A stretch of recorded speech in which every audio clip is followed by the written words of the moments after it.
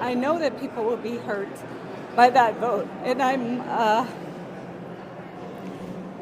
we worked very hard to try to get a budget deal that wouldn't include that provision. DFL Speaker Emerita Melissa Hortman emotional following the House's adjournment from a special session Monday. Hortman was the lone DFL lawmaker to cast a vote to cut Minnesota Care access for undocumented immigrants. So there's pure pandemonium and chaos going on over there in Minnesota. Governor Tim Walz is in hot water. Man, this whole situation is crazy, right? This guy, Vance Bolden, he impersonated himself as a police officer, and he went to Minnesota lawmakers John Hoffman's home, and he opened fire on him and his wife, hitting them a combined number of 17 times, right? They miraculously survived, right? It was said that they covered their daughter, the wife covered the daughter up so she would go unharmed. But then he also went to the house of Melissa and Mark Hortman, and they wasn't so lucky. He opened fire on them, unaliving them, right? And they're saying that he unalived them because they crossed party lines. Now, this guy was like a hardcore, super hardcore Democrat that had, blessings from Governor Walz, and now Walz is in hot water and in trouble because they are saying that was his man, right? You got the right now accusing him of all kinds of stuff, but they were saying that he crossed party lines when it comes to voting and passing laws, right? So this gets real crazy. So this guy Vance Bolden, he has a manifesto. He's in custody now. They're courting. But let's look at a little bit about this man, who he is, right? What he does for a living, right? And what his mindset is. Check this out. Hello, my name is Vance Boelter. I just go by Vance. No other names that I use. I live in Greenhow, Minnesota, about an hour away from the Minneapolis-St. Paul area. I'm affiliated with two funeral homes. I work full-time for Wolf Funeral Home, which is an intake location for about 6 funeral homes. And we also do all the intake for the National Cremation Society and the Neptune Society for all their cremation customers as well. So I mainly do removals at this point. So I work at Wolf full time, and then I also work for another funeral home called Metro First Call, and they also do traditional removals at nursing homes, assisted living apartments, but they also have contracts with medical examiner's office. So like one contract is the Hennepin County Medical Examiner's Office, so we'll do removals, which we're working with a lot of police officers and death investigators at the location where a decedent is found. Could be a crime scene or just a natural death, and our role is to just take the decedent from that place of death to the medical examiner's office. And so between those two locations, I'm working about 6 days a week. What else here? Family and pets. I have a wife and 5 kids, and we have 2 pets, German Shepherds. Fun fact about myself, I've been in the food industry about 30 years, and that led to an opportunity. I was invited to the Democratic Republic of Congo, which is located in Central Africa. When I was in high school, the country was called Zaire. That's a little bit more familiar with people, but it's the second largest country in Africa, right in the middle in the center there, and was asked a couple years ago to go and see what I could do for ideas on helping their food supply system. Their population is about 100 million people, and they import 80% of their food currently. So some of the food companies I worked for in the past were Farm to Fork, like Del Monte Foods and Golden Plump Poultry, where we did everything from at Del Monte, we planted the products to harvested them to process them and then shipped them out. In Golden Plump Poultry, we had our own hatcheries, grow out barns with the farmers, and then processing plants. So between those two companies, I have some experience with agriculture. And so over in the Democratic Republic of Congo, I had some ideas they thought were pretty promising, which the company I was working for at the time wasn't interested in doing anything in Africa. So I talked with my wife, and we decided I just put in my 2-week notice, and we just go off on our own to try to do these projects to help out in Africa. So we're doing farming and fishing projects in the Democratic Republic of Congo. And to help pay the bills, I just started working at a funeral home because the shift worked good for my schedule with the other things I was doing. And that led to some classes at DMAC, which led to this course. So just learning more about the funeral industry. And I think that covers everything. And I will look forward to seeing you in class, and we'll go from there. So this guy Vance was finally caught and taken into custody in Minnesota, right? But by that time, the carnage was already done. You know, I keep trying to tell you guys, they're going to catch you. You know, when you're out here doing things, they have everything on a computer grid. They're going to see you. They spotted him running into the woods. They end up catching him out, you know, out in the woods somewhere in the wooded area, in the home. But they got him, right? They got him. This guy, you know, like he worked in Africa. He did all kinds of stuff, right? You know, he was well known by the governor. He was somebody. You know, he was somebody in the Democratic Party. So now you're having an argument between the right and the left. But since he's got caught, let's check out what the news coverage is saying, you know, through Fox 9. Check this out. About hatred. It's not about mean tweets. It's not about demeaning someone. It's leading with grace and compassion and vision and compromise and decency. That was taken from us in Minnesota with the murder of Speaker Hortman. After days of searching, the man accused of shooting two state lawmakers and their spouses is officially behind bars. He was arrested south of the metro after an intense 43-hour manhunt. Now, Vance Boelter will make his first court appearance later today, facing multiple murder charges for the shooting deaths of Speaker Emerita Melissa Hortman and her husband Mark, and attempted murder of Representative John Hoffman and his wife Yvette. Our Bill Keller is live in Minneapolis with more on how this manhunt ended. Bill, good morning. Good morning, guys. In fact, this morning, the really entire state of Minnesota sighing a collective sigh of relief, really breathing a little easier this morning, knowing that the suspect responsible or believed to be responsible for these shootings is, in fact, behind bars. In fact, we can look at Vance Boelter's mugshot. He is now being held in the Hennepin County Jail. He will be in court. Prosecutors need to convene a grand jury in order to seek those first-degree murder charges. But this photo shows the moment that Boelter was actually taken into custody last night. That after officers found him in the woods near his home in Green Isle. That has really been sort of a concentration focus for most of the day. In fact, earlier Sunday, authorities located his vehicle that he was believed to have been using. It was abandoned in rural Sibley County, and police officers thought that they actually saw Boelter running into the woods at one point. That set up a large perimeter. Tactical teams were called in from around the area. A multi-state manhunt really came to an end last night when Boelter was arrested near that rural home about an hour southwest of the metro. Officials saying the 57-year-old eventually crawling out of a cornfield and surrendering. Governor Tim Walz and state law enforcement officials speaking about the arrest late last night. And this is a very dangerous individual for our community. And that's why so many resources and such a great collaboration came together to focus on removing him from society so that we can restore some sort of calm and bring some healing to our community and to our state. Now begins the hard work of looking at what the motive is, looking at putting this case together. And so that's yet to come. Again, a hit list found in his vehicle. The exact motive, though, still unclear. Again, he is being held in the Hennepin County Jail. Bail set at $5 million. He'll be in court for his first appearance at 1:30 this afternoon. Tommy. So check it out, right? So he went into these lawmakers' home. He went into these lawmakers' homes and he unalived these people, right? So Raleigh native Mark Hortman killed alongside his Minnesota lawmaker wife in target attack. Disbelief, right? So you have a lot of people that are in disbelief, a lot of people that are upset, man, she looked good. But you have Mark Hortman, the husband of Minnesota State Rep Melissa Hortman was a Raleigh native. The Hortmans were shot and killed in an attack at their home in suburban Minneapolis early. Let me turn this down just a little bit.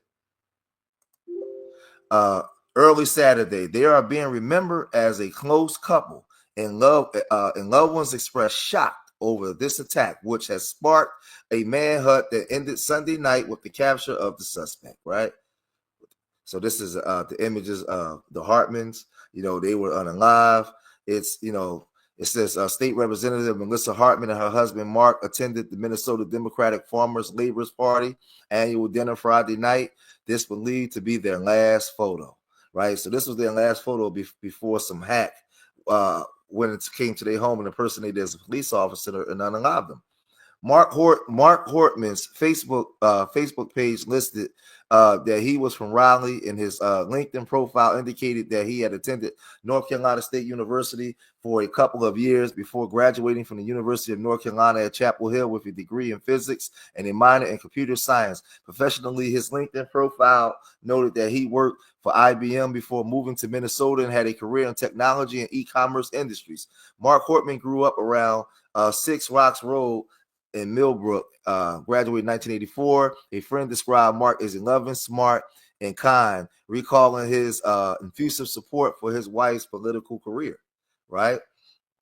In a statement, the Hortman family member echoed the sentiment, telling ABC 11, "We're in total disbelief over Mark and Melissa are the type of people that would do anything for you. Melissa loved working in politics, and Mark was always supportive of her," right? Melissa Hortman has been in office since 2005, the period it included 6 years as a House Speaker. Hortman was a board secretary of the Democratic Legislative Campaign Committee with North Carolina House Democratic leader Robert Reeves, serves as member of board of directors. I knew Representative Melissa Hortman through my involvement with the DLCC. She was a fierce advocate for her constituents and state, Reeves said in a statement. "I joined the countless Americans who grieved their lives taken this weekend. Political violence has no place in the society." Man, this is crazy, right? In a statement on the shootings, DLCC President Heather Williams wrote, "I am horrified to hear about the shootings of two champions for Minnesota families, and absolutely devastated about the passing of DLCC board member and Speaker Amitra Melissa Hortman.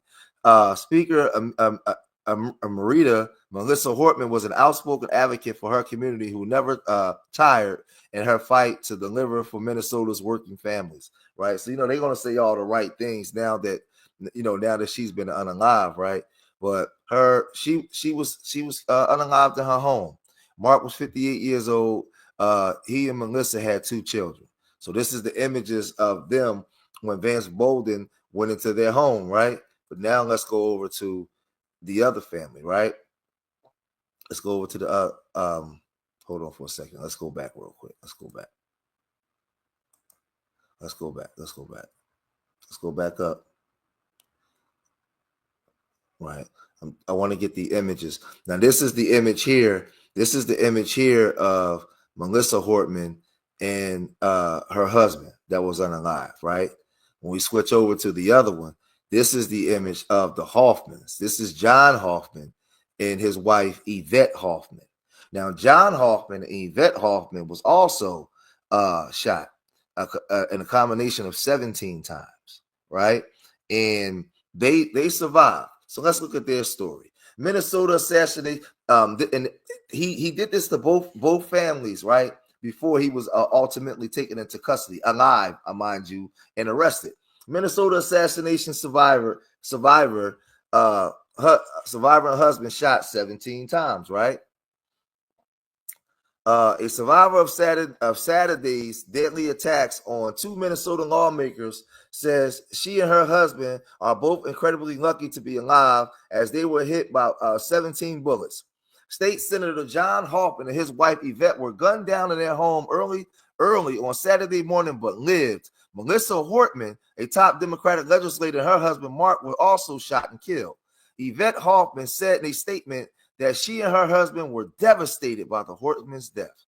Police are hunting, they found him now, but police are hunting for the suspect, Vance Luther Boelter, who wore a latex mask and posed as an officer to shoot the victims in their home in suburban Minneapolis before escaping on foot.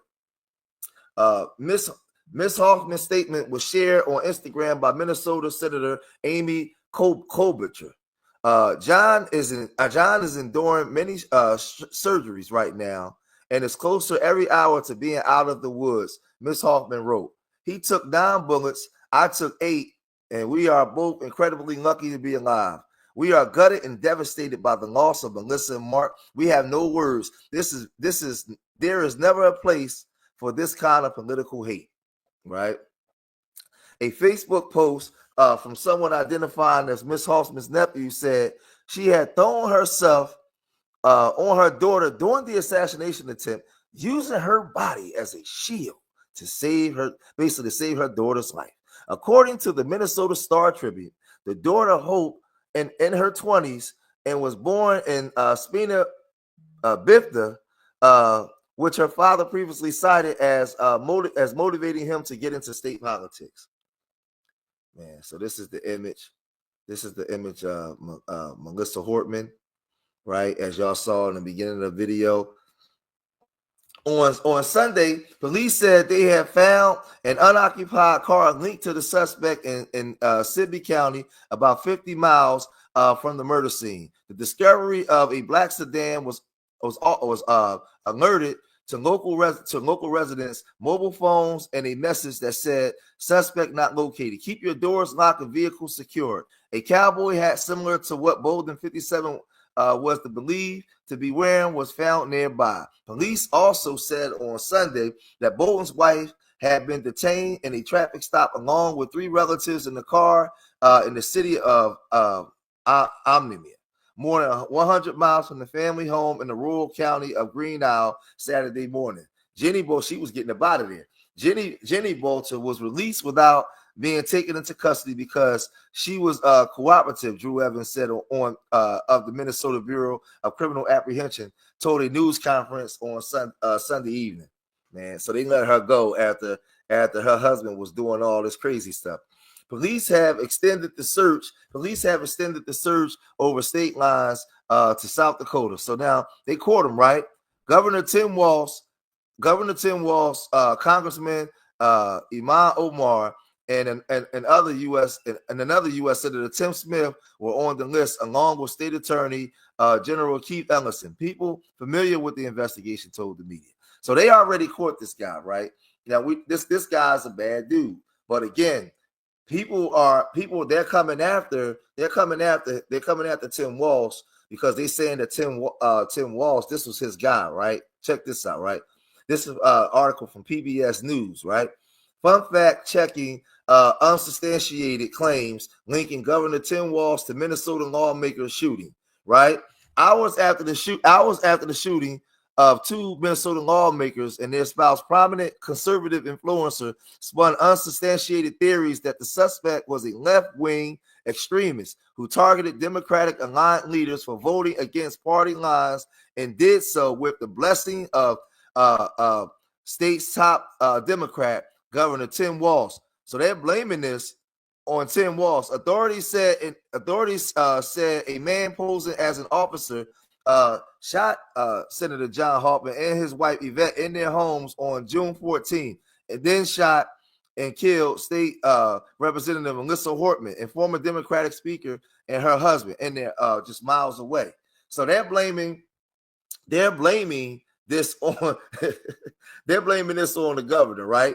Authorities soon identified the shooting suspect as 57-year-old Vance Boelter of Green Isle, Minnesota, and conservative influencer including Benny Johnson, Rogan O'Hartley, and Mike Corvich pounced, surfacing what they floated as an incriminating connection between Boelter and the governor. Walz, the former Democratic vice presidential nominee, reappointed Boelter in 2019 to a state board focused on Minnesota's workforce, but we found no evidence that Walz and Boelter were closely acquainted, nor any evidence that Walz was in any way linked to the shootings. So this thing is crazy. Now you're going to have the arguments going back and forth between the right and the left. They're going to be pointing the finger saying who's to blame. But right now, this man Vance is taken into custody. I don't know, man. This situation is crazy, right? He's taken into custody. He's now on the run. As more of this stuff come out, we'll report more of this. As more of this is uncovered. But right now we have two dead family members and two other married couples that shot and recovering in the hospital right now. So there's pandemonium and chaos going on in Minnesota. Let me know what you guys think. But I know that the right is going to use everything in their power, right, to come after the left. And like I said, the stage and the show just keeps going on, man. Let me know what y'all think about this. Leave your comments in the comment section. Subscribe to Street Media TV. Remember, I love y'all. Till the next time. Peace.